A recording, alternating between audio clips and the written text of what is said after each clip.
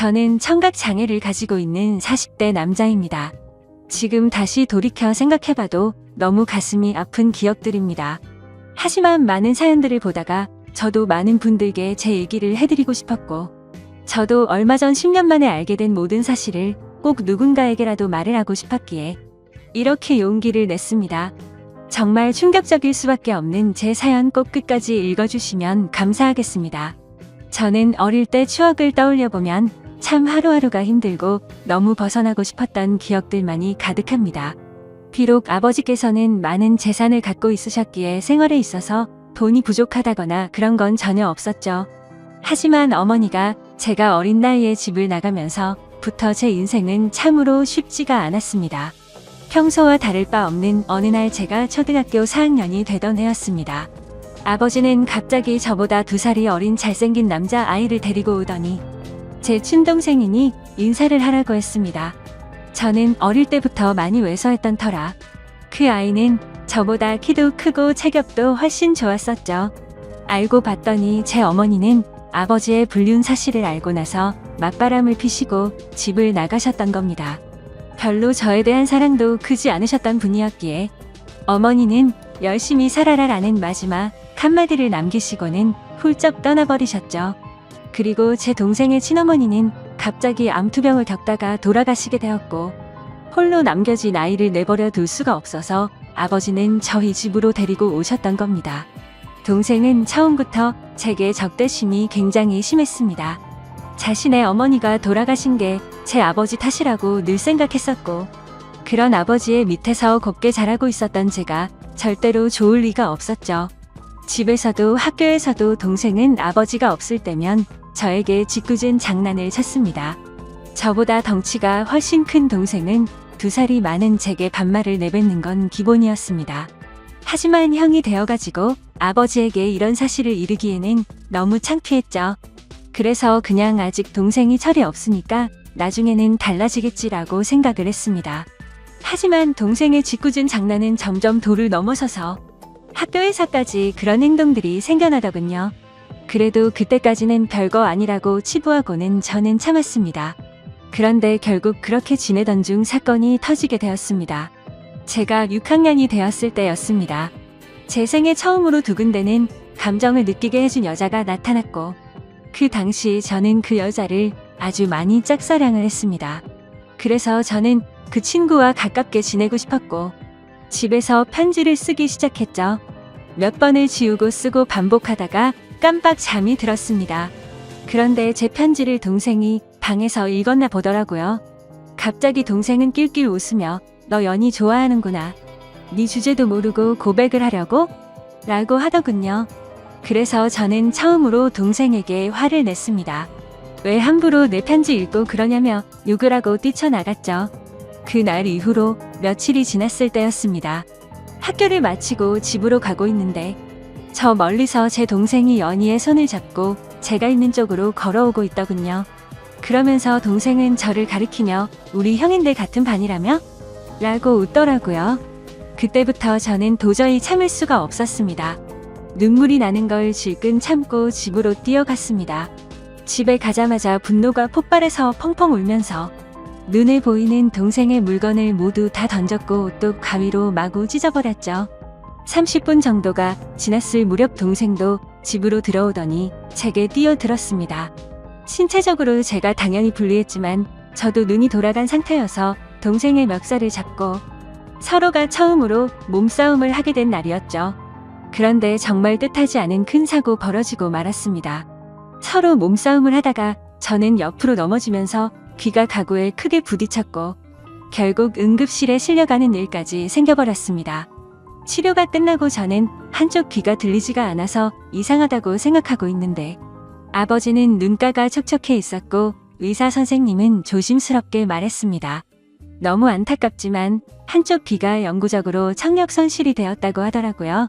아직 어린 나이에 평생 제 귀가 상했다는 소리를 듣자마자 너무 화가 났습니다. 구석에 있는 동생에게 욕을 해대면서 달려들었고 마구 때렸습니다. 그러자 동생은 "네가 먼저 해놓고 왜 자기 보고 그러냐며 소리를 치더라고요.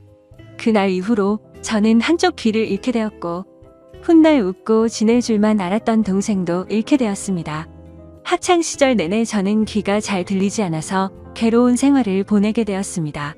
그런 원망들은 고스란히 동생에게 갔죠.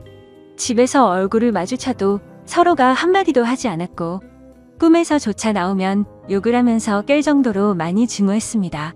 그렇게 학창 시절을 겨우겨우 버텨냈습니다. 그리고 20살이 되자마자 저는 바로 독립을 하겠다고 아버지에게 말씀을 드렸고 예전보다 훨씬 마음 편하게 대학생활도 즐기고 평범한 나날을 보냈습니다. 동생을 마주하지 않으니 다른 건 다 필요 없었고 마냥 행복했었죠. 그러다 제가 25살이 되던 해에 갑자기 병원에서 연락이 왔는데 충격적인 소식을 들려줬습니다. 지금 아버지께서 사고가 나셔서 마음의 준비를 하고 당장 오셔야 할 것 같다고 하더라고요. 저는 미친 듯이 울면서 곧바로 고향으로 내려갔습니다. 아버지께서는 의식이 없으신 상태셨고 동생은 군대에 가 있었던 상황이라 보이지가 않았습니다. 제발 아버지가 깨어나시길 간절히 바랬지만 결국 제 바람은 이뤄지지가 않았죠. 아버님은 그렇게 제 곁을 떠나시게 되었고 제게는 가족이라고는 서류상으로 있는 형식적인 동생만 존재할 뿐 사실상 제 곁에는 아무도 없어지게 되었습니다. 그렇게 장례를 치르고 있는데 변호사분이 찾아와서 제게 유산에 관련한 걸 안내해 주더군요.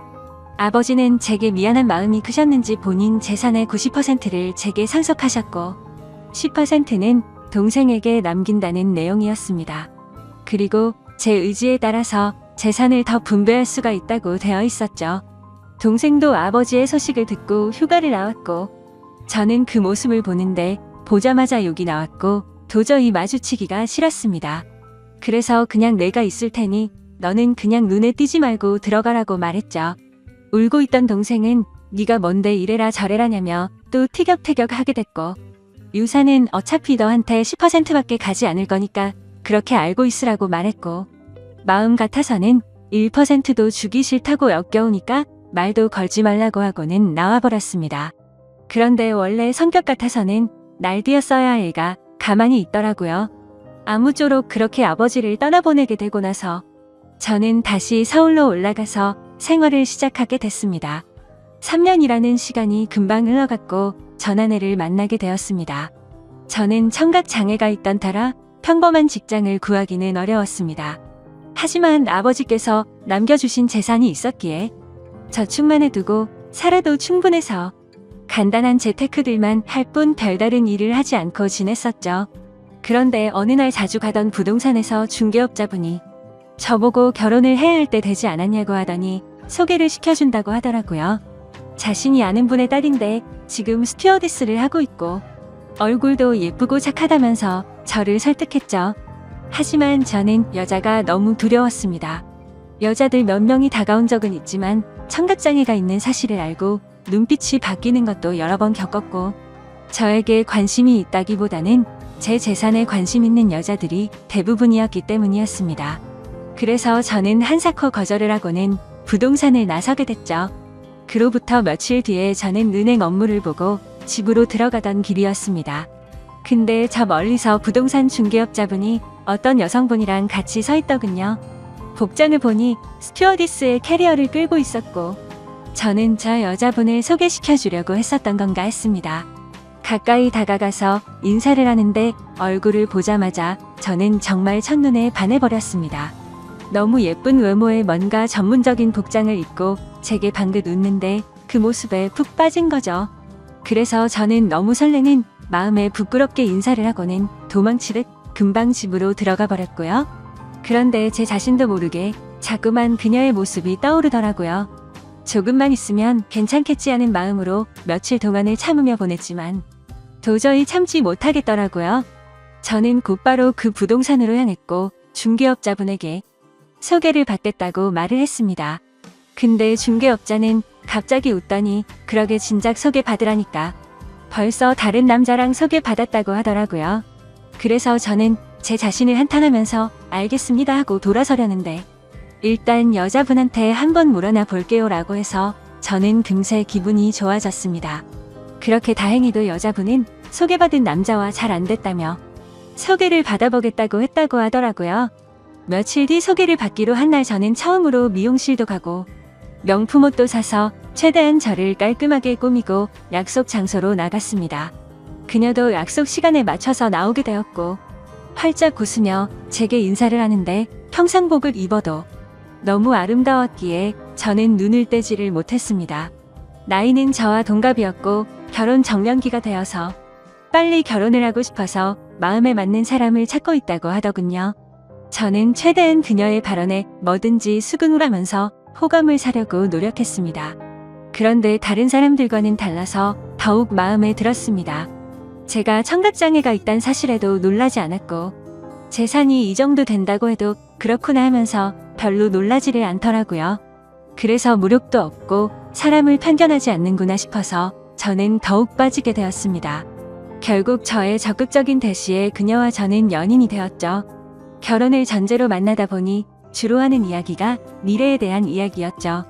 그녀는 어떤 곳에서 어떻게 살고 싶다부터 시작해서 결혼을 하더라도 스튜어디스는 계속해서 하고 싶다고 하더군요. 저는 뭔들 다 좋았습니다. 그녀만 저와 함께 할 수 있다면 제 모든 걸 다 바칠 준비가 되어 있었죠. 그렇게 저희는 연애를 시작한 지 6개월도 되지 않아서 곧바로 결혼을 하게 되었습니다. 결혼을 한 뒤로 6개월간은 그 누구도 부럽지 않게 많이 행복했습니다. 그런데 제가 알던 제 아내는 어느 순간부터 다른 사람처럼 점점 변해가더라고요. 쉬는 날에는 백화점에 가서 1,000만 원이 넘게 쓰는 게 일상이었고 새벽 늦게까지 연락이 안 되는 건 기본이더라고요. 저도 그때는 정신이 나갔었던 것 같습니다. 그렇게 하는데도 저는 다 좋았고 불만이 크게 없었거든요. 그런데 결혼 1년차 때부터는 제 아내는 저를 벌레 보듯이 무시를 하기 시작했고 잦은 비행으로 출장을 가면 연락이 안 되는 건 너무 당연하다는 듯이 반복됐습니다. 심지어 우연치 않게 휴대폰을 보니 출장 가서 다른 남자들과 사진 찍은 것도 봤지만 그냥 용서를 해주고 넘어갔습니다. 하지만 그렇게 몇 번을 더 바람을 피더니 나중에는 대놓고 남자친구가 생겼다고 그런 말들을 당당하게 하더라고요. 저는 그때 당시에는 아무 말도 하지 못했습니다. 너무나도 사랑했던 탓에 이미 제 사고방식은 정상적인 작동이 불가능했죠. 그냥 그렇게 밖에서 놀고 다녀도 항상 집에는 들어오니깐 이런 말도 안 되는 생각을 갖고 살았습니다. 그리고 바람피는 모습이 제 눈에만 안 보이면 어느 정도 참을 수 있다라고 생각을 하고 버텼습니다. 그런데 어느 날 저는 정말 너무나도 충격적인 모습을 보고야 말았습니다. 제가 사업과 관련해서 미팅이 있어서 호텔 로비에서 커피를 마시고 있었습니다. 그런데 익숙한 모습의 여성이 보이더군요. 바로 제 아내였습니다. 말로만 들었지 실제로 저렇게 호텔을 드나드는 걸 보니 너무 화가 나더군요. 그리고 더 충격적인 건 옆에 있던 남자였습니다. 아버지가 돌아가신 뒤로 단 한 번도 연락하지 않았던 바로 제 친동생이었습니다. 그때 문득 생각이 들었습니다. 재산을 조금 받고도 조용했던 이유가 저렇게 내 재산을 노리고 접근하려고 했던 거구나 생각했죠. 저는 곧장 폭발할 것만 같은 마음을 추스르면서 조용히 둘을 따라갔습니다. 사실 그때는 제발 제가 생각하는 게 아니길 바라는 마음으로 따라갔죠. 그런데 결국 그 둘은 같이 한 방으로 들어가게 되었고 저는 조용히 문 밖에서 눈물을 흘리면서 비참하게 서 있었습니다. 30분가량이 지나고 벨을 눌렀죠. 그러자 문이 열리더니 제 동생이 가운만 입은 채로 문을 열더라고요. 깜짝 놀라하는 동생을 보자마자 욕을 하고 몸싸움을 했습니다. 그러자 아내는 소리를 질러댔고 결국 경찰까지 부르게 되었죠. 저는 동생에게 일부러 접근했냐고 욕을 했습니다. 그러자 아내는 출장을 가다가 자신이 먼저 연락처를 물어봤고 만났다며 무슨 헛소리냐고 소리치더라고요. 참 황당하게도 바람 피운 걸 자랑이라도 된다는 듯이 저를 무시했습니다. 그러자 동생은 한마디 하더군요. 이제 모든 사실을 알았으면 그만 빌붙고 이혼 도장 찍고 꺼지라고 말하더라고요. 그러자 아내는 옆에서 비웃으면서 이제는 도저히 같이 못 살겠다며 말하는데 정말 가슴이 무너져 내리는 것 같아서 소리내서 펑펑 울었습니다. 너무 행복하다고 생각했던 제 가정이 이렇게 무너지다니 믿을 수가 없었죠. 그때부터는 저도 도저히 버틸 자신이 없었고 모든 걸 내려놓기로 했습니다. 그렇게 저는 아내와 결혼 생활 2년 만에 결국 끝을 맺고 말았고 아내와 동생은 주변 사람들의 눈을 피해서 해외로 이민을 가게 됐죠. 그 뒤로 매일같이 술만 마셔댔고 일상생활을 전혀 하지 않고 살았습니다. 제 인생은 도대체 왜 이런가 싶었고 사람에 대한 배신이 너무 컸기에 앞으로 어떻게 살아갈 것인가만 고민했던 것 같습니다. 그런데 사람은 결국 시간이 모든 걸 해준다고. 한 해, 두 해가 지나갈수록 저도 모르게 웃고 지내고 있더라고요. 그러다가 지금의 제 아내를 만나게 되었습니다. 너무 힘든 시기여서 여자에 대한 적대감이 심했었지만 너무나도 자연스럽게 제 마음속으로 들어오더니 지금은 결혼한 지 6년 차지만 단 한 번도 다툼 없이 행복하게 지내고 있습니다.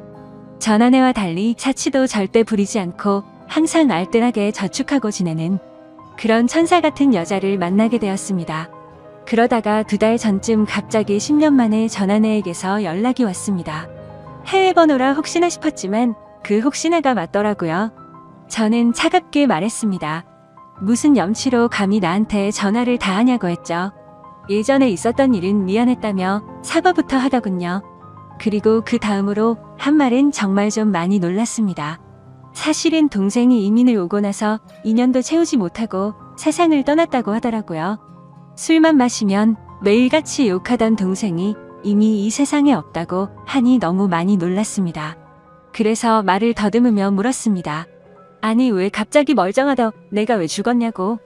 그리고 죽은 지가 8년이 됐는데 그걸 왜 이제 말하냐고 했습니다. 그러자 전 아내는 할 얘기가 많은데 전해줄 것도 있으니까 다음 주에 들어가서 만나서 이야기하자고 하더라고요. 그렇게 일주일이 흐르고 난 뒤 저는 전 아내와 만나게 되었습니다. 물론 제 아내에게는 예전에 있었던 일도 다 말해줬었고 동생의 소식을 말해주면서 만나고 온다고 미리 말했는데 오히려 저를 위로해주면서 조심히 다녀오라고 했죠. 저는 단도직입적으로 물었습니다. 도대체 어떻게 된 건지 말을 해달라고 했습니다. 그러자 전 아내는 갑자기 눈물을 흘리면서 사과부터 하더라고요. 내가 정말 죽어마땅한 사람인데 너무 미안하다며. 사실은 그때 당시 소개를 시켜줬던 부동산 중개업자와 전 아내는 둘이 만나고 있었던 사이였답니다. 제 재산을 알고 의도적으로 접근을 했었고 그 덕분에 결혼을 하고 나서 제 돈을 흥청망청 쓰면서 몰래 비자금도 많이 빼돌렸다고 하더군요. 그리고서는 말했습니다. 사실 당신 동생을 많이 원망하고 있을 것 같은데 정말 이렇게 계속 살다가는 자신이 미쳐버릴 것 같다면서 용기를 냈다고 하더라고요. 동생과 전 아내는 불륜 사이가 맞았답니다. 물론 그건 전 아내만의 생각이었다고 했죠. 동생은 전 아내와 이민을 가고 나서 곧장 모든 사실을 밝혔답니다. 사실은 암에 걸려서 회복이 불가능한 상태였고 당신을 형 옆에서 떼어내려고 했다고 말했답니다. 그런데 전 아내는 이미 제 동생에게 많이 빠져 있어서 동생이 떠나는 날까지 옆에서 있었다더군요. 그리고는 제게 노트를 건넸습니다. 사실 동생은 절대로 이 비밀을 제게 말하지 말라고 해서 평생 말하지 않으려고 했답니다.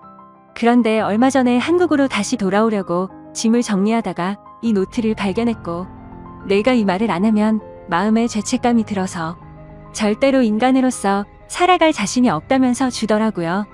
그렇게 전 아내는 미안하다면서 앞으로 잘 지내라고 하고는 자리를 떠났고 저도 차로 돌아가서 침착하고 노트를 펼쳤습니다. 아버지와 저 그리고 동생이 찍은 유일한 사진이 끼어져 있더군요. 일기는 매일같이 쓰지는 않았고 동생의 어머니가 돌아가신 이후로 특별한 날들마다 쓴 것 같았습니다. 제가 청각을 잃은 날 쓴 일기를 보니 동생의 마음을 어느 정도 알 수가 있었습니다.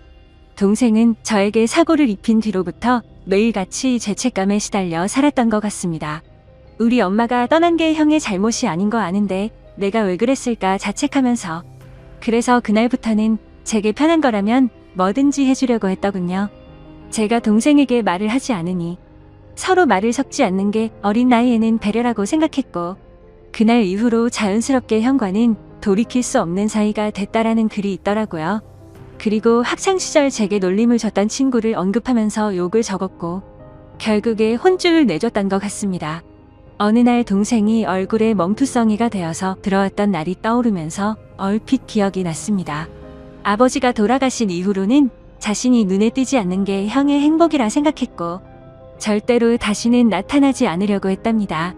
그런데 가망이 없는 암이 걸렸다는 사실을 알게 되었고 저를 마지막으로 멀리서나마 보고 가려고 했답니다. 그렇게 저희 집으로 오던 중에 전 아내가 다른 남자와 저희 집으로 들어가는 걸 봤답니다. 동생은 제 결혼식도 멀리서 지켜봤었기에 아내의 얼굴을 알고 있었죠. 그래서 당장 뛰쳐들어가서 다 부숴버릴까도 생각도 했지만 제 성격을 너무 잘 아는 동생은 침착하게 자세한 내막을 알아봤고 자신이 나서봤자 제가 이혼하지 않을 거란 걸 알았답니다.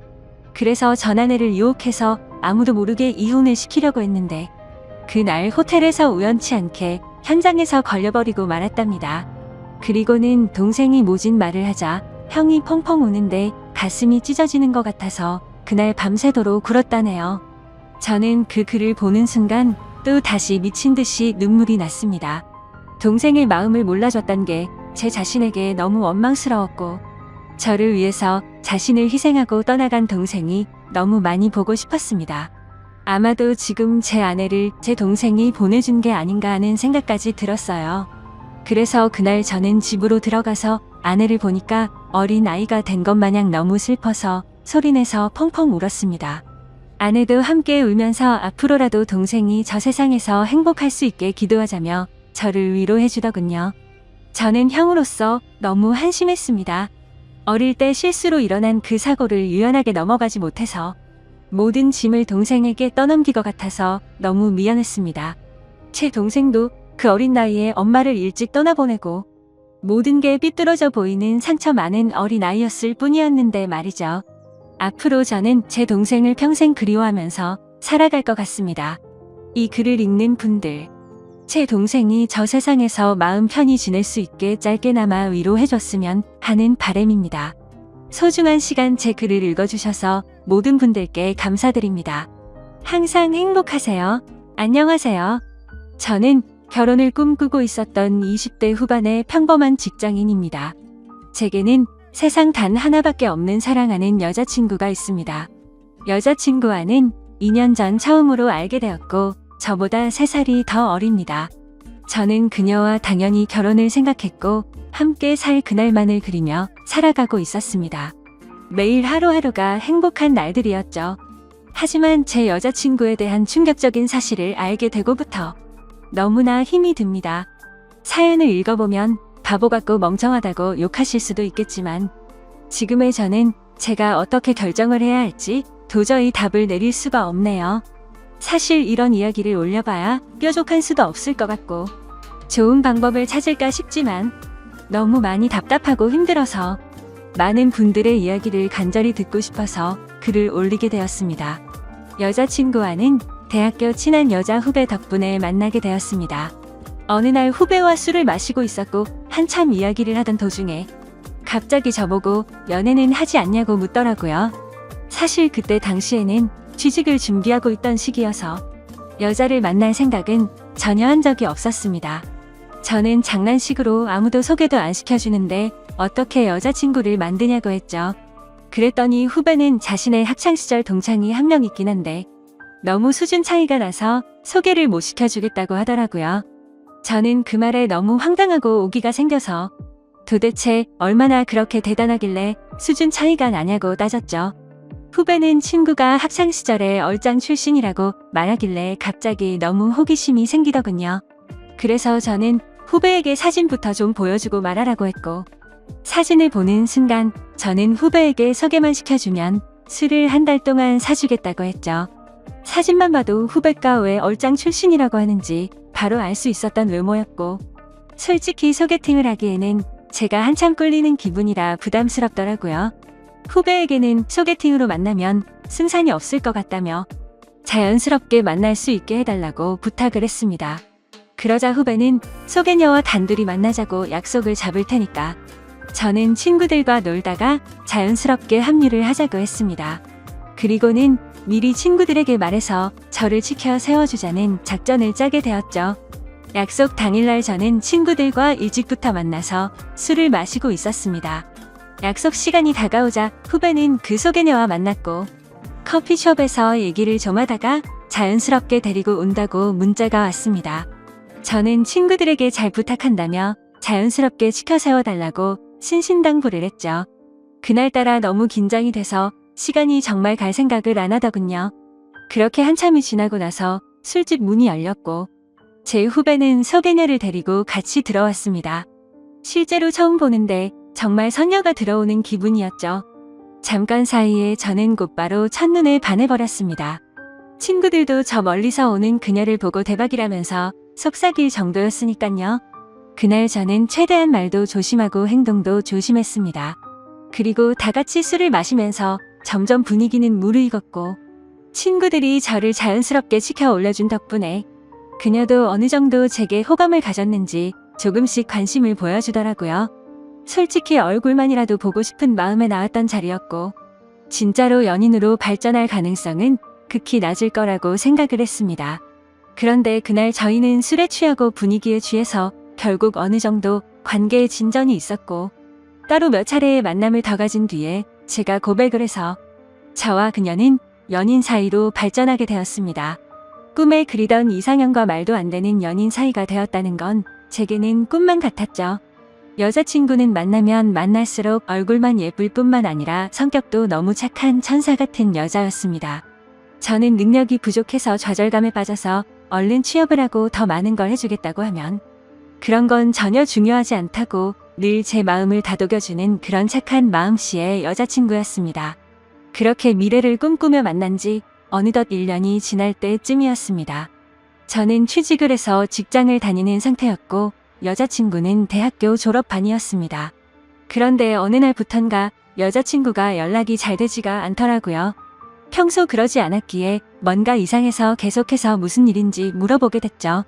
그러자 집에 일이 좀 생겨서 그렇다고 말하기가 어렵다고 했습니다. 집안 일인데 계속 묻기엔 그래서 그런가 보다 하고 넘어갔습니다. 그 얘기를 묻고 주말에 여자친구를 만나게 되었는데 표정이 좋지가 않더라고요. 그래서 저는 다시금 여자친구에게 물었습니다. 무슨 힘든 일 있는 거냐며 그런 게 있다면 말해달라고 했죠. 그러자 여자친구는 한참을 고민하더니 아버지께서 잘못된 일에 손을 대셨고 결국 집에 너무 큰 빚이 생겼다더군요. 그래서 어쩔 수 없이 알바를 하느라 정신이 없어서 연락이 뜸했다며 미안하다고 하더라고요. 저는 그런 일이 있었으면 진작 말하지라고 했고 당장 제가 모아두었던 돈을 보태어준다고 했습니다. 괜찮다고 수차례 거절을 했지만 저는 이런 상황에는 고집 부리는 거 아니라고 말하고는 돈을 보내주었죠. 그러고서 더 얘기를 해봤더니 빚이 생각보다 너무 어마무시하더라고요. 그래서 빚을 빨리 갚지 못하면 한 달 이자만 너무 심각하다는 걸 알게 되었습니다. 그래서 저는 알바를 해서 그걸 다 갚을 수 있겠냐고 물었더니 부모님도 열심히 일하고 계시고 자신도 생각보다는 고액 알바를 한다고 하더라고요. 뭔가 그때부터 기분이 이상했고 긴장되는 마음으로 무슨 일인지를 물었습니다. 시급을 많이 준다고 해서 바에서 일을 한다고 대답하더라고요. 물론 생각처럼 너무 심각한 곳은 아니었지만 순간 너무 기분이 더러워졌습니다. 어떻게 바에서 일하는데 나한테 미리 물어보지도 않고 하냐고 화를 냈죠. 여자친구는 그냥 앉아서 대화만 하는 곳이라며 화낼 거 전혀 없다고 말하더군요. 저는 제가 알바라도 해서 같이 도와줄 테니까 당장 그만두고 다른 알바 자리를 찾으라고 했죠. 여자친구는 그 말에 미안하다며 당장 알바를 그만두다고 하면서 울더라고요. 안 그래도 힘든 여자친구한테 화를 낸 게 미안해지더라고요. 그래서 저는 걱정 말라며 다 같이 갚으면 그 정도 빚은 금방 갚을 수 있겠다고 위로해줬습니다. 그리고 나서 저는 곧바로 알바 자리를 찾게 되었죠. 직장을 다니고 있었던 터라 시간이 자유롭고 고액으로 할 수 있는 일을 찾아봤더니 배달 대행이 가장 맞겠다고 생각을 했고 저는 곧바로 일을 시작하게 되었습니다. 처음에는 실수투성이었습니다. 오토바이도 잘 타지 못했던 터라 운전도 서툴렀고 일이 서툴러서 배달을 많이 못하다 보니 수익도 별로 나지를 않더라고요. 그런데 사람은 적응의 동물이라 그런지 배달을 하다 사고도 몇 번 나보고 지리적으로 익숙해지고 나니깐 그때부터는 점점 수익이 많이 오르게 되었습니다. 여자친구는 제가 오토바이를 타고 운전을 하는 걸 항상 걱정했죠. 그러면서 동시에 제게 너무 고맙다고 평생 이 고마움 다 갚아나갈 거라고 하더라고요. 그때는 이런 시련이 저희의 만남에 있어서 더욱더 끈끈한 사이가 되게 해주고 평생을 살면서 흔들리지 않을 좋은 계기가 될 거라고 굳게 생각을 했습니다. 하지만 그런 긍정적인 생각들은 절대 보잘것없는 헛된 생각이란 걸 알게 해주더군요. 제 인생에서 가장 큰 충격을 받은 날이라 정확히 기억납니다. 문제가 생기게 된 그날은 주말 일요일 저녁 7시쯤이었습니다. 저는 주말에도 쉬는 걸 포기하고 배달 대행 알바를 하고 있었죠. 그런데 제가 처음 여자친구를 소개받던 날 함께 있었던 친구에게서 연락이 왔습니다. 전화를 받아보니 한참 동안 말을 못하고 가만히 있더라고요. 그때는 너무 바쁜 피크 시간대였고 배달통에는 몇 군데를 더 가야 하는 음식들이 있었던 상황이었기에 너무 급한 마음에 짜증이 나서 소리를 쳤습니다. 도대체 무슨 큰일이길래 그러냐고 답답하게 하지 말고 빨리 말을 하라고 했죠. 그러자 친구는 어렵게 말을 꺼냈습니다. 혹시 여자친구가 요즘 어디서 일하는지 아냐고 묻더라고요. 그때 당시 저는 여자친구가 학교를 다니면서 야간에 커피숍 알바를 한다고 들었기에 커피숍에서 일한다고 대답을 했죠.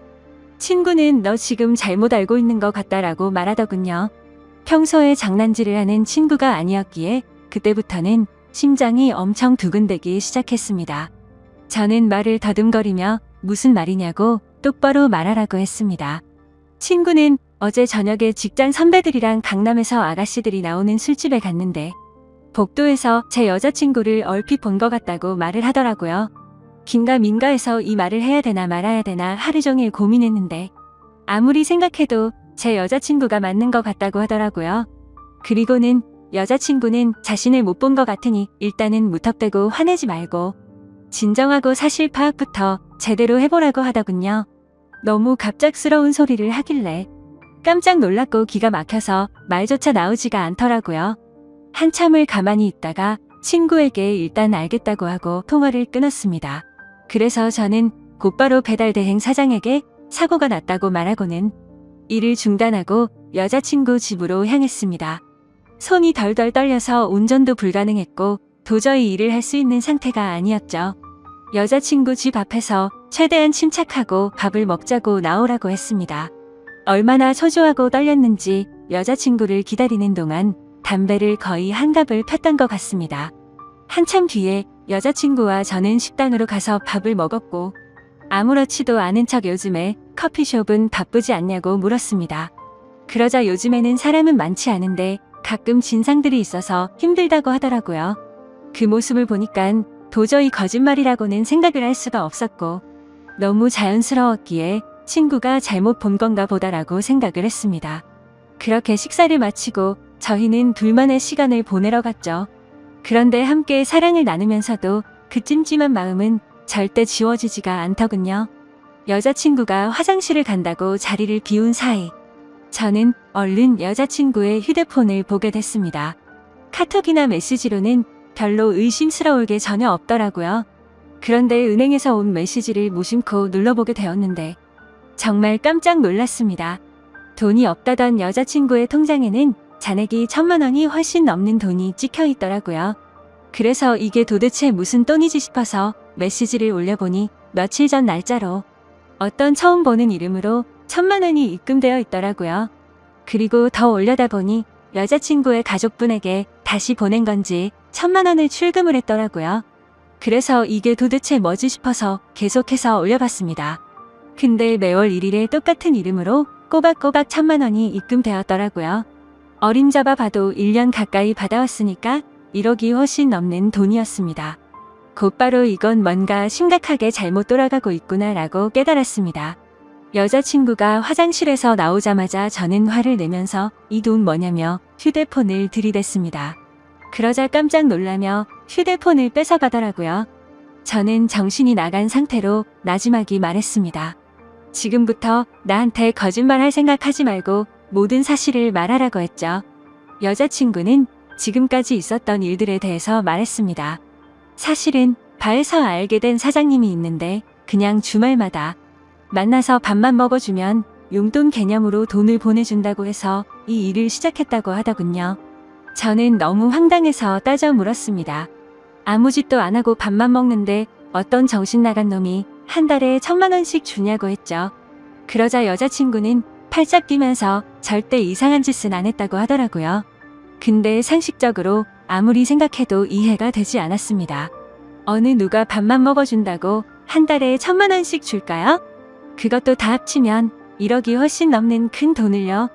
그런데 그때 갑자기 문득 생각난 게 친구가 여자친구를 술집에서 봤다고 한 게 생각이 났습니다. 그래서 저는 여자친구에게 말했습니다. 너 진짜 거짓말하지 말라고 했는데 계속 거짓말하려고? 내가 너 강남 술집에서 일하는 것도 다 아는데 그것도 발뺌할 거냐고 물었습니다. 그러자 여자친구는 갑자기 아무 말도 못하더라고요. 그러더니 갑자기 주저앉아서는 울기 시작하더라고요.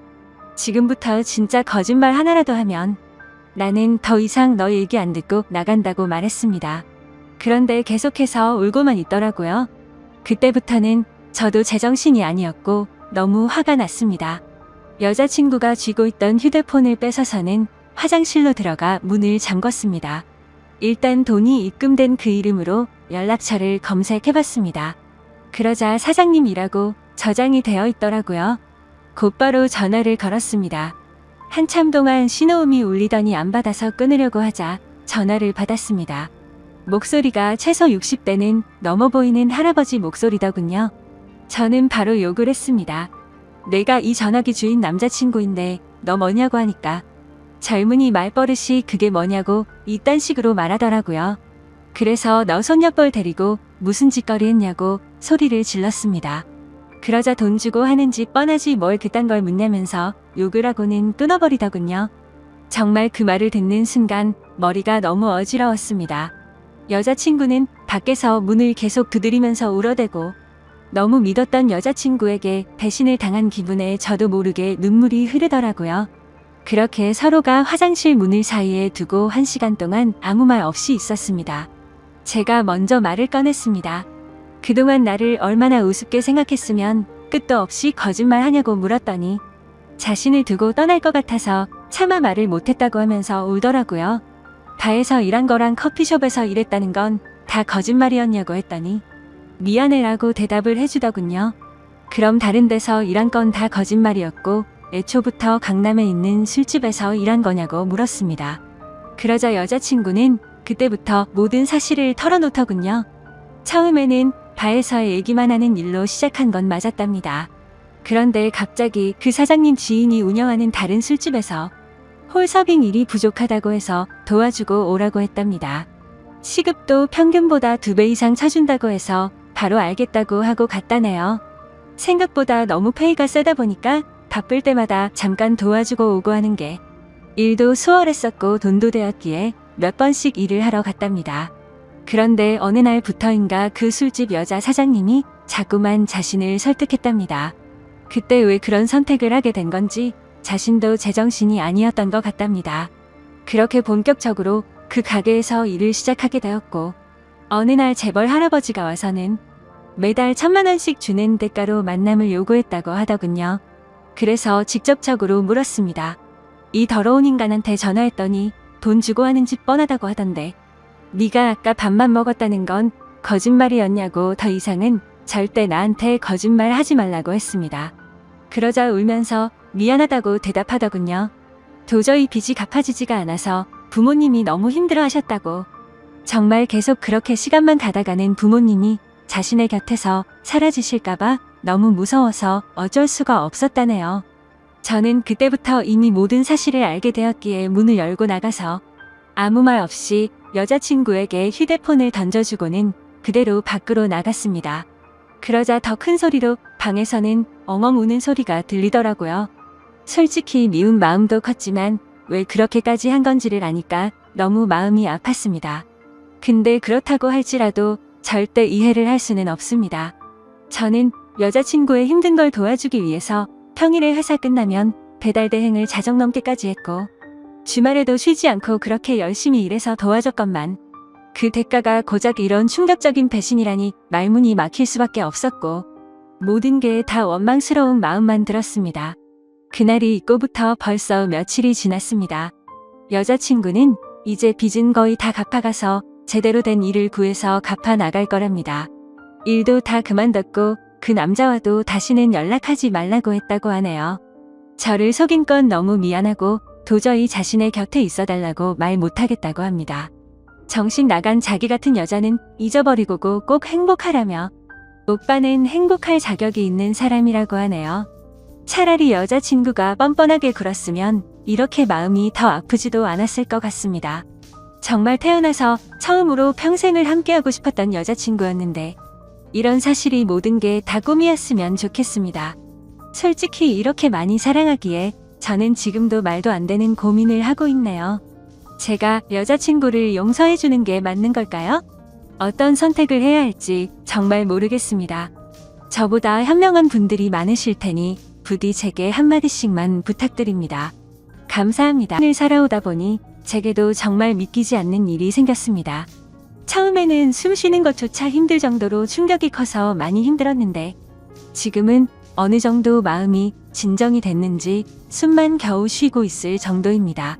그래서 이제는 제 고민을 공유하고 다른 분들의 의견도 듣고 싶은 마음에 이렇게 사연을 보냅니다. 저는 올해 30살이고 아버지의 회사에서 일을 하면서 살고 있습니다. 제 아내는 저와 동갑이고 가정주부를 하고 있었죠.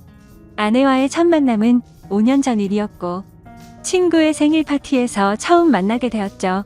그날 저는 약속 장소인 강남에 있는 술집으로 가게 되었고 약속 시간보다 많이 늦게 도착을 해서 저는 급히 들어갔죠. 가게 안은 많은 사람들이 모여서 시끌벅적 난장판이더군요. 그래서 저는 조금만 앉아 있다가 축하만 해주고 가야겠다 라고 생각하면서 자리에 앉았습니다. 그런데 제가 자리에 앉은 지 10분도 지나지 않아서 술집의 문이 열리다니 정말 여신이라는 표현이 아깝지 않을 만한 그런 여성이 들어왔습니다. 누가 봐도 바로 알 수 있는 명품 백에다가 고급스러운 복장이 뷰티가 많이 흐르더라고요. 그래서였는지 그때 그 시끄러운 와중에도 몇몇 남자들은 저처럼 조용히 쳐다보고 있다라는 걸 느낄 정도였죠. 그때 저는 바로 그 생각이 들었습니다. 그때 당시에 그 술집에는 저희 테이블 외에도 다른 손님들이 앉은 테이블이 많았었기에 저는 속으로 제 친구의 생일 파티에 온 사람이면 좋겠다라는 생각을 했습니다. 그런데 제 바람은 현실이 되어주었고 그 여성은 제 친구에게 가볍게 인사를 하더니 제 앞쪽으로 와서 앉더라고요. 저는 낯선 사람들이 많은 자리는 별로 좋아하지 않는 성격이어서 처음에는 조금만 있다가 얼굴만 비추고 바로 가려고 했었습니다. 그런데 집으로 돌아가기는커녕 혹여나 제 자리에 누가 앉을까 봐서 화장실도 단 한 번도 안 가고 저는 그 술집에서 자리가 끝날 때까지 계속 그 자리에 앉아 있었죠. 그때 당시 저는 나름대로 여유가 넘치는 편이었습니다. 어릴 때부터 부모님의 재력 덕분에 항상 부족함 없이 자랐었고 지금 생각하면 참 부끄러운 얘기지만 부모님의 힘을 빌려서 외제차를 사서 타고 다녔었죠. 그래서 그때는 철이 덜 들었었죠. 뭔가 여유가 넘치는 척이 있어 보이고 싶어서 저는 일부러 테이블 위에 차키를 올려놓고 있었습니다. 마주 앉았던 그녀는 차키를 봐서 그랬던 건지 제게 호감이 있어서 그랬던 건지 저에게 먼저 말을 걸어주더라고요. 지금 생각해보면 제가 여유가 넘쳐 보여서 그랬던 것 같다라는 생각이 들긴 하네요. 아무쪼록 그녀는 딱히 직업이 있었던 건 아니었고 모델 활동을 한다고 하더군요. 그래서 그때 당시에 저는 모델이라고는 패션 모델이나 레이싱 모델 뭐 이런 거를 생각했었죠. 그런데 알고 보니 전문적인 모델은 아니었고 SNS에서 제법 인기가 많았는데 광고 회사들이 화장품이며 옷이며 가릴 거 없이 가끔 홍보를 제안하는데 그럴 때마다 사용 후기 같은 걸 남기는 그런 프리랜서 개념의 일이었습니다. 나중에 결혼 후 들어보니 잘 벌 때는 월 500 이상 대기업 직원만큼도 벌어갔었고 못 벌 때는 월 100만 원도 못 벌 때가 있을 정도였으니 수입이 일정하지가 않았었더군요. 그래서 그녀와 저는 많은 대화를 나누었는데 그녀는 약간 욜로족의 마인드가 강하더군요. 그때만 해도 욜로족이 뭐지? 라는 생각을 했는데 알고 보니 미래를 위해서 현재를 희생하기보다는 미래 걱정은 접어둔 채 당장 현재를 즐기려고 하는 그런 마인드를 가진 사람이었습니다. 그래서 수익이 생기면 저축보다는 자신을 위해서 대부분의 돈을 지출한다고 하더라고요. 저도 그때는 제정신이 아니었던 것 같습니다. 콩깍지가 제대로 씌었던 건지 제가 여유가 많았었던 편이어서 그랬던 건지 모르겠지만 그런 마인드를 가진 그녀가 왠지 자유로워 보였고 뭔가 멋있어 보이기까지 했습니다. 그런데 그런 사상이 얼마나 잘못된 건지 살아가면서 많이 느끼게 되었죠. 아무튼 그날 저희는 서로에 대해서 많은 이야기를 나누게 되었습니다. 자연스럽게 연락처를 교환했고 따로 약속을 잡아서 또 다시 만나게 되었습니다. 외모도 외모지만 성격도 제가 꿈꾸던 이상형이라고 생각이 들었죠. 그래서 저는 남자답게 먼저 고백을 했고 저희는 교제를 시작했습니다. 저희는 서로 이 사람과는 평생을 함께해야 될 사람이다 싶을 정도로 뜨거운 사랑을 나누었습니다. 그때는 저도 제정신이 아니었죠. 그녀가 원하면 뭐든지 주고 싶었고 뒷일은 생각조차 하기가 싫더라고요. 그래서 부모님의 카드로 미친 듯이 돈을 써댔고 아내는 그런 나날을 보내면서 행복에 겨워서 지내게 되었습니다. 그 당시 저는 공무원을 준비하고 있느라 따로 직업이 없었습니다. 그냥 무의미한 대학 생활과 군 생활 이후 형편없는 삶을 살고 있었죠. 아무튼 저는 이 여자와 평생을 함께하고 싶은 마음에 만난 지 1년도 되지 않아서 평생을 함께하자고 프로포즈를 했습니다. 제 아내는 제 프로포즈를 받아주었고 저희는 그렇게 어리다면 어린 나이에 빨리 결혼을 하게 되었습니다. 저는 학생이라는 신분으로 결혼을 시작하게 되었고 부모님의 지원 아래에 신혼생활을 보내고 있었습니다. 아내는 저를 만난 뒤로부터는 결혼 전에 하던 SNS 활동을 중단했었고 저희는 그렇게 집에서만 뒹굴면서 하루하루를 보내고 있었습니다. 제 부모님이 모든 생활비를 전액 지원해 주셨지만 저는 결국 공무원 시험에 떨어지게 되었고 좌절감에 빠져 있었습니다. 그래서 도저히 이런 생활을 이어나가는 건 아니다 싶었고 저는 사업이라도 해보는 게 어떨까라고 생각을 했습니다. 그때는 왜 그랬는지 모르겠지만 제 스스로 멍청하게도 자존감이 너무나 강했습니다. 그냥 제가 뭘 시작하면 언제든지 돈은 쉽게 따라올 거라고 착각 속에 살았던 거죠. 그래서 지인들 몇 명과 함께 사업을 구상하기 시작했고 부모님께 부탁을 들어서 저는 사업을 시작하게 되었습니다. 처음에는 생각보다도 훨씬 잘 되었습니다. 동업을 하게 된 지인들과 저는 열심히 발벗고 뛰었습니다. 그래서 이대로만 간다면 아버지를 넘어서서 훨씬 더 성공할 수 있겠구나 싶었죠. 그런데 그런 달콤한 꿈도 잠시였습니다. 왜 사업을 할 때 절대로 동업을 하지 말라고 하는지 알겠더군요.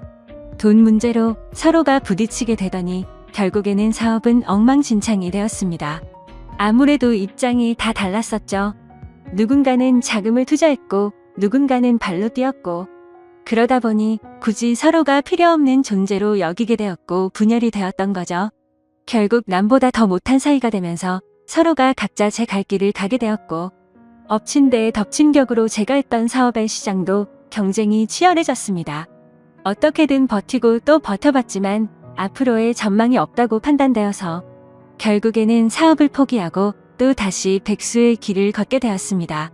그때부터는 점점 부모님 뵙기도 부끄러웠고 제 자신에 대한 자존감이 낮아질 대로 낮아졌습니다. 저는 신경이 날카로워졌고 그런 저를 걱정해 주시는 부모님과도 큰 싸움을 하게 되었습니다. 무슨 자신감인지 다 필요 없으니까 저한테 연락을 하지 말라고 하면서 부모님과 연락도 끊게 된 거죠. 부모님도 그때는 지칠 대로 지치셨는지 완강하셨습니다. 무엇보다도 아내는 그런 제게 엄청나게 불만을 가졌고 매일같이 짜증을 냈습니다. 지금 당장 우리 둘 다 수입이 없는데 그렇게 싸우면 우리 생활을 어떻게 하느냐고 말이죠. 그래서 저는 쓸데없는 자존심으로 내가 어떻게든 먹여 살릴 테니까 걱정하지 말라고 했고 그날부터 할 수 있는 일은 뭐든지 했습니다. 쓸 수 있는 게 몸뚱아리밖에 없다 보니 배달 대행도 해보고 대리기사도 뛰었습니다. 그렇게 1년 동안 겨우 입에 풀칠하면서 버텨갔지만 도저히 미래에 대한 비전이 안 보였습니다. 그래서 결국 저는 부모님께 사죄를 드리게 되었습니다. 그동안 실망시켜드린 죄스러운 마음을 보답하기 위해서 아버지 회사로 들어갔습니다. 아버지 회사는 동생이 대학을 포기한 채 사업을 돕고 있었고 동생이 그 사업을 이을 예정이었습니다. 저 또한 아버지의 뒤를 이을 생각으로 들어간 건 아니었고 그래도 하루 벌어 하루 먹고 사는 인생보다는 기술이라도 배우는 게 낫겠다 싶어서 들어가게 된 거였죠. 동생의 밑에서 일을 배워가며 했지만 기분이 나쁜 건 전혀 없었습니다. 1년 동안 더 뼈저리게 사회생활이 힘들다라는 걸 깨달은 덕분이었죠. 그래서 그동안 부모님 카드로 돈을 막무가내로 쓰던 지나날을 반성하게 됐고, 오히려 그동안의 잘못을 뉘우치면서 저는 부모님의 신뢰를 얻기 위해 정말 열심히 살았습니다. 그렇게 하다 보니 좋은 결과들이 점차 뒤따라오기 시작하더라고요. 기존의 업체들보다 제법 규모가 큰 업체들이 운 좋게 거래처로 들어오게 되었습니다. 그 후 저의 출근 시간은 매일 새벽 6시가 되었고, 퇴근은 저녁 10시 이후에 하는 생활이 이어졌습니다. 그런 생활이 이어지다 보니 자연스럽게 몸과 마음은 점점 힘이 들었죠. 하지만 과거 부모님 등쳐먹으면서 백수로 지낼 때보다는 훨씬 나았습니다. 항상 떳떳하지 못했던 제 자신이 이제서야 사람 취급받을 수 있겠구나 싶었고, 제 스스로를 안도하면서 힘을 내고 있었죠. 이렇게 열심히 땀 흘려가면서 사는 게 맞구나 싶으면서 말이죠. 그때쯤에 아내는 휴대폰을 바꿔달라고 하더라고요. 그래서 저는 신규로 가입하는 게 저렴하길래 신규로 하나 사주었습니다. 제 아내는 연애 시절부터 그랬지만 항상 휴대폰을 손에서 놓지 않고 살았습니다. 여자들이 원래 핸드폰으로 이것저것 많이들 하니까 뭐 그러려니 했었죠. 그런데 힘들게 일하고 들어왔는데도 얼굴은 마주치지도 않고 대화할 틈 없이 매일같이 휴대폰만 보고 있는 게 못마땅하긴 했습니다. 그래도 예전처럼 돈도 펑펑 쓰게 못해주는데 그런 사소한 것까지 건들고 싶지는 않았습니다. 그렇게 힘든 하루하루를 보내고 있었는데 저는 최근에 업무가 과했던 건지 약간 몸에 무리가 오더라고요. 그래서 그날은 병원에 가서 검사를 받았고 영양제 주사를 맞고는 일찍 집으로 들어갔습니다. 그런데 집에 있어야 할 아내가 집에 없더라고요. 저는 아내에게 어디 갔냐고 연락을 했고 한참 동안 연락이 없었습니다. 평소에 항상 휴대폰을 분신처럼 끼고 사는 사람이 연락이 없으니까 뭐지 싶었죠. 그러다 저는 몸이 너무 좋지 않아서 저도 모르게 잠이 들었고, 제가 연락을 한 지 거의 2시간이 지나서 아내에게서 답장이 와 있더라고요. 친정에 왔는데 잠깐 잠들었었다며 지금 집에 들어온다고 하더군요. 그래서 그때는 큰 의심 없이 그냥 그런가 보다 했습니다. 그러다 결국 사건이 터지고 말았습니다. 저는 병원을 다녀온 뒤로 무리하다가는 큰 일 생길 수도 있으니 주말에는 좀 쉬라고 하더군요. 그래서 모처럼 주말에 아내와 초저녁부터 외식을 하면서 술을 한잔하고 있었죠. 그렇게 한창 술을 마시다 아내는 화장실에 갔고 아내 가방에서 카톡 소리가 나더라고요. 저희는 연애할 때부터 서로의 휴대폰을 보지 않기로 약속했었는데 갑자기 무슨 생각인지 저도 모르게 아내의 휴대폰을 집어들어서 보게 됐습니다. 휴대폰은 잠금 상태가 되어 있었고 얼마 전에 아내의 휴대폰을 사주면서 제가 등록해두었던 패턴으로 풀어봤습니다. 아직 패턴을 바꾸지 않았는지 바로 풀리더라고요. 근데 카톡 내용을 보니 나와라고 와 있었습니다. 저는 그 메시지를 보는 순간 이건 뭐지 싶었죠. 누가 유부녀인 아내에게 이따위로 말을 하나 싶었고 기분이 더러웠습니다. 그래서 상대방의 카톡 프로필을 보니 50대 정도 되어 보이는 남자의 사진이더군요. 그때부터 뭔가 의심이 됐고 급속도로 분노가 치밀어 오르더라고요. 그래서 그 남자에게 곧장 전화를 했습니다. 그 많은 사람이 있는 곳에서 소리를 질렀습니다. 나의 지 남편인데 네가 뭔데 나오라 말하고 이따위 카톡을 보내냐며 욕을 했습니다. 그러자 상대방은 말을 더듬더라고요. 죄송합니다. 앞으로 다시는 연락 안 할게요. 정말 죄송합니다 이러더군요. 그래서 저는 뭐가 죄송하냐고 계속해서 추궁을 했죠. 근데 몇 분 동안이나 그 정신 나간 놈은 죄송합니다 라고만 할 뿐 제가 묻는 말에는 하나도 대답을 안 하더라고요. 그때부터는 더 이상 의심이 아니라 확신이 되었습니다. 아내는 잠시 후에 자리로 돌아왔고 저는 아내의 휴대폰을 들고 있었습니다. 그 모습을 보고 아내는 곧바로 왜 남의 휴대폰 함부로 들고 있냐면서 짜증부터 내더라고요. 저는 헛웃음이 났고 아내에게 물었습니다. 뭐 숨기는 거 있냐고. 도대체 왜 그렇게 화들짝 놀라면서 화내냐고 물었죠. 아내는 휴대폰을 가져가서 자신에게 온 카톡 내용을 봤는지 잠시 생각하더니 말하더군요. 설마 오해하는 건 아니지? 라며 예전에 광고 의뢰하셨었던 사장님인데 연락이 온 거라고 하더라고요. 그래서 저는 너는 아는 사람한테 문자를 그따위로 보내는 사람 봤냐고 물었습니다. 그러자 아내는 그러게 이 사람 제정신이 아닌가 본데? 라며 시치미를 떼더군요. 저는 말했습니다.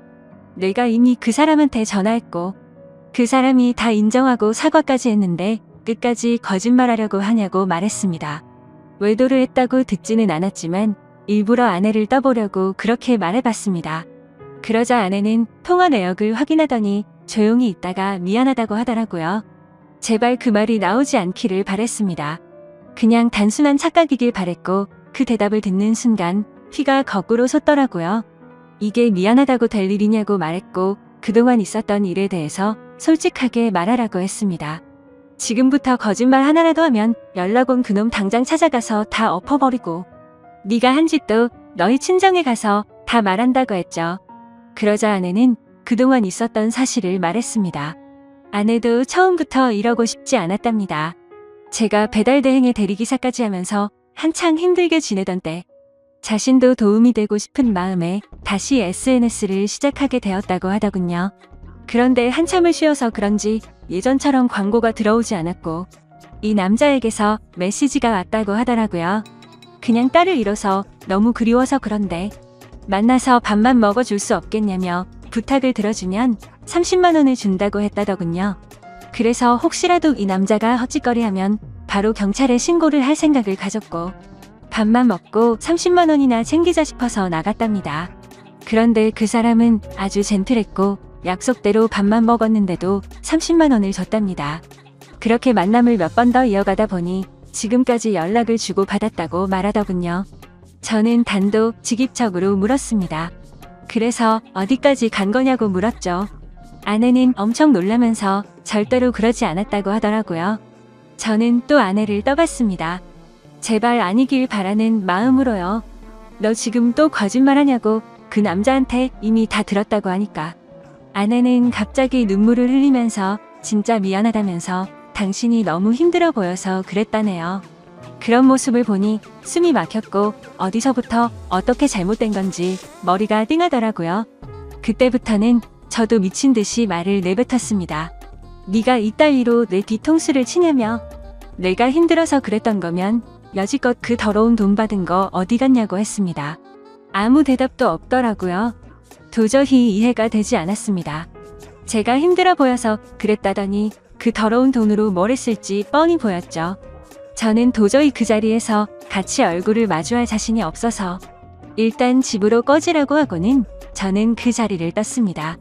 그날 이후로 저는 밥은 하루에 한 끼도 제대로 먹지도 못하고 억지로 먹어도 심각한 스트레스 때문인지 전부 토하게 되었습니다. 며칠이 지나서 아내를 불렀습니다. 아내는 별로 힘든 것도 없었는지 별로 달라진 모습이 없더군요. 제 모습을 보자마자 왜 이렇게 말랐냐면서 자신이 정말 미안하다고 하더라고요. 저는 아내에게 말했습니다. 너는 돈이 그렇게 좋냐고 내가 잠깐 힘들게 하니까 그새를 못 참고 그렇게 곧바로 다른 남자한테 붙어 먹으면서 그 더러운 돈으로 네가 사고 싶은 거 사면서 좋았냐고 했습니다. 그러자 마음이 너무 많이 불편했답니다. 근데 여자한테 필수적으로 필요한 화장품이며 여성용품을 샀고 사치를 부리지 않았다면서 핑계를 대더라고요. 제가 나름대로 1년 동안 열심히 일해가면서 벌어다 준 돈은 돈이 아닌가요? 저는 그동안 내가 집에 넣어준 생활비는 어디다 썼냐고 거짓말하지 말라고 했습니다. 아내는 사실 친정에서 돈이 필요하다고 해서 거기다가 생활비를 보내줬다고 하더군요. 진짜 너무 어이가 없고 기가 막혔습니다. 아내와 제가 결혼을 할 때 돈 한 푼도 보태지 않았던 친정이고 제 부모님과 다투고 밥 사 먹을 돈도 없어서 도움을 청했을 때 매정하게 거절했던 장인 장모였습니다. 근데 그런 인간들한테 제가 피 땀 흘려 번 돈을 보냈다고 하네요. 이 말을 아내에게 하면서 네가 도대체 생각이 있냐고 물었습니다. 그러자 그럼 어떻게 하냐며 아무리 그래도 부모님이 힘들다고 하는데 어쩔 수 없었답니다. 도대체 뭘 어쩔 수가 없다는 거죠? 제가 돈 10원도 못 벌어온 것도 아니고 충분히 먹고 사는데 문제는 없었는데 그 돈을 홀라당 친정에 보내주고는 화장품이며 여성용품 사려고 돈 많은 남자한테 붙어 먹었다는 걸 어떻게 이해해야 하죠? 솔직히 아내의 친정도 심각한 문제입니다. 저희 집에만 매달려서 돈 한 푼도 없이 딸을 시집 보낸 것도 모자라서 제가 아내 모르게 돈을 빌려준 돈도 꽤 많습니다. 그때 당시에는 제가 사랑하는 아내의 식구들이었고 당장 너무 힘들다고 하는데 어쩔 도리가 없었죠. 그렇게 한 번만, 또 한 번만, 마지막으로 한 번만 이런 식으로 보내준 금액만 5천만 원이 넘습니다. 막상 아내의 얼굴을 마주하고 있으면 마음이 또 약해지는 것 같기도 하고 이런 제 자신이 정말 저도 답답하고 화가 납니다. 남들이 이런 고민을 갖고 있으면 남자가 진짜 바보 같은 놈이구나 했을 겁니다. 그런데 막상 제게 이런 일이 생겨버리니 아닌 걸 알면서도 단호하게 내쳐지지가 않네요. 아내는 계속 울고 불며 미안하다고 절대로 2번 다시는 이런 일 없을 거라고 믿어달라면서 빌고 있는 상황입니다. 저는 이게 돌이킬 수 없는 일이기에 아내가 너무 천박하다는 생각을 하면서도 어떻게 해야 할지 도저히 모르겠습니다. 제가 아내를 믿어준다고 하더라도 아내가 그 늙은 남자와 있었던 상상들을 계속해서 하게 될 텐데 이 만남이 유지될 수가 있을까요? 정말 어떻게 이렇게 한순간에 처참하게 모든 게 무너져 내릴 수 있는지 제게 닥친 가혹한 현실이 너무 힘이 드네요. 인생이란 참 어렵고 힘든 것 같습니다. 이런 걸 고민이라고 사연을 올리는 제가 멍청한 거 저도 잘 알지만 욕보다는 현명한 말씀을 부탁드리겠습니다. 감사합니다.